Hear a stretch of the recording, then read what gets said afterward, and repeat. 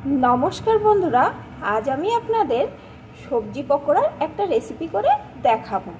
तार जोन्नो देखुन बंधुरा एखाने आमी कयेक रकम सब्जीके भालो करे धुए एकटु छोटो छोटो करे केटे नियेछि। आमी एखाने जे सब्जीगुलो नियेछि तार मध्य आछे एकटु फुलकपि, एकटु पेঁয়াজ कली, एकटा आलू, गाजर, बीट और कयेकटा सीम। आमी এই সবজিগুলো দিয়ে পকোড়াটা ভাজছি।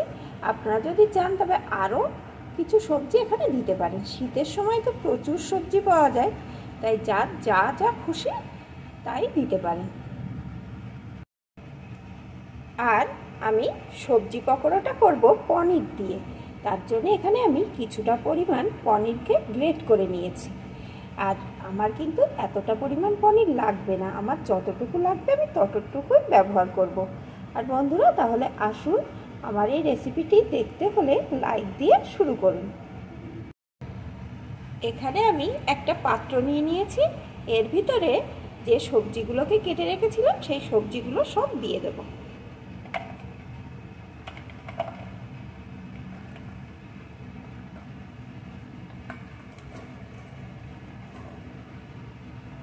আর সবজিগুলো কিন্তু যতটা সম্ভব ততটা ছোট ছোট করে কাটবেন, তাহলেই কিন্তু পকোড়াটা ভালো হবে।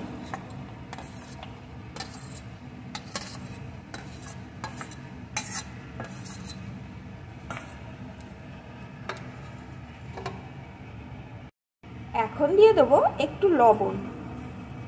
এখন হাতের সাহায্যে আমি এগুলোকে একটু চেপে চেপে মেখে নেব। অফ ক্যামেরায় আমি হাতের সাহায্যে চেপে চেপে কিছুক্ষণ ধরে মেখে নিয়েছি। এখন আমি এটাকে ঢেকে 15 মিনিট মতন রেস্টে রেখে দেব। 15 মিনিট পর আমি ঢাকনাটা খুলে নিচ্ছি।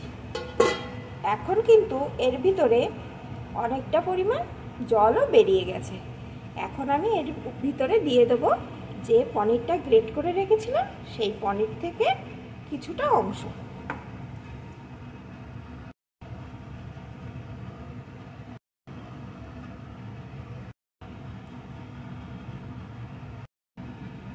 দিয়ে দেব কয়েকটা কোচানো কাঁচা লঙ্কা।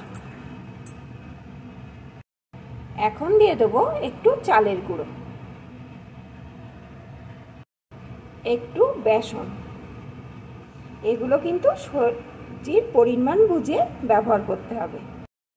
একটু হলুদ গুঁড়ো, একটু লবণ। সবজিতে কিন্তু লবণ দেওয়া ছিল, সেই বুঝে দিতে হবে।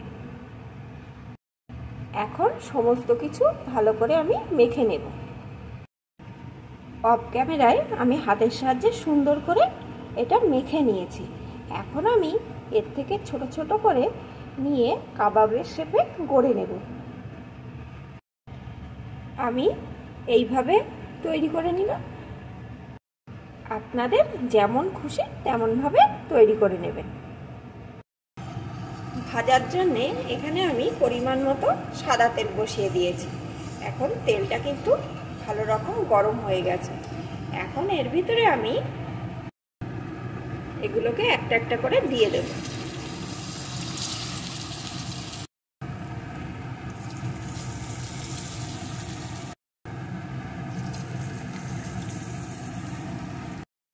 সবগুলোই এখানে দিয়ে দিয়েছি।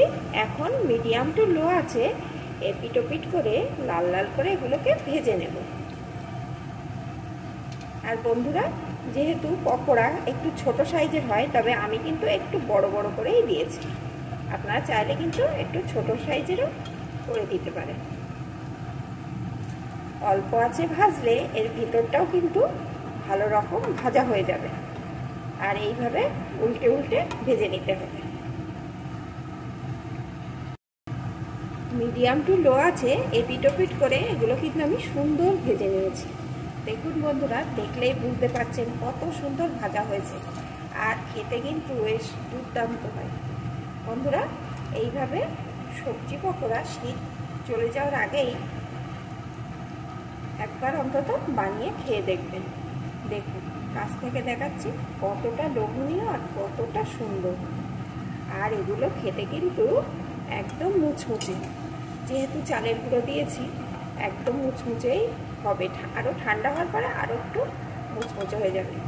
তাহলে বন্ধুরা, আমার এই রেসিপিটি আপনাদের যদি ভালো লাগে অবশ্যই লাইক, শেয়ার, কমেন্ট করে দেবেন। আর বাচ্চারা তো সবজি খেতে চায় না, এইভাবে যদি বানিয়ে দেন বাচ্চারাও কিন্তু পছন্দ মতন খেয়ে নেবে। আর একদম সব সবজি, পনির সব কিছুই এর ভিতরে সমস্ত গুণাগুণ পেয়ে যাবে। এখন এগুলো রেডি, এগুলোকে আমি নামিয়ে নেব।